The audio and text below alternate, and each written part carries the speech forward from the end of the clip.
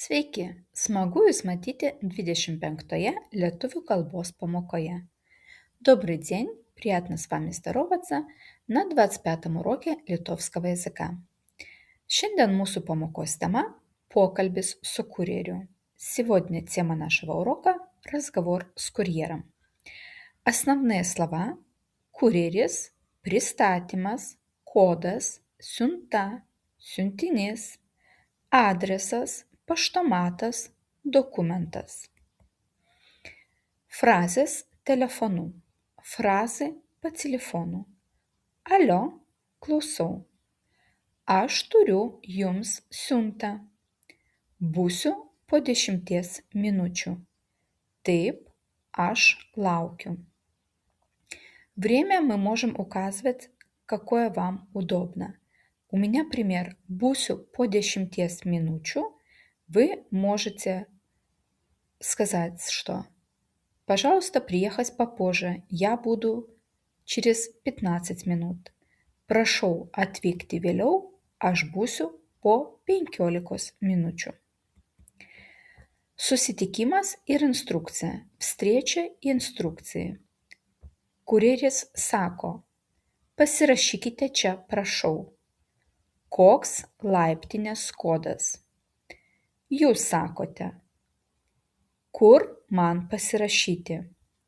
Palikite prie durų. Aš dabar nusileisiu. 4 aukštas, 10 butas. Опять же, указать, какой этаж и номер квартиры вы можете по своему примеру. И если вам нужна практика, вы можете практиковать прямо сейчас. В комментариях напишите одно предложение, чтобы слова вам лучше запомнились. И не забудьте пrenумеровать мой канал для того, чтобы вы не пропускали новые уроки. Дальше. Грамматика. Сегодня будем говорить про «когда» или на литовском «когда».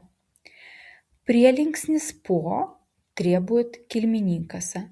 Предлог po требует кельмininkasa. Po 1 minutės. Po 5 minučių. Po valandos. Tikslus laikas плюс галиninkas. Когда мы говорим точное время, мы употребляем галиninkas. Būsiu 5 valandą. Lauksiu 6. Когда мы указываем конкретно в какое время, это галиninkas. Padėka ir atsisveikinimas. Благодарность и прощание. Ačiū labai. Geros dienos. Sėkmės darbe. Iki pasimatymo. И дальше нас опять ждут упражнения. В первом вам надо будет перевести фразы на литовский язык, а во втором задании выбрать правильный ответ.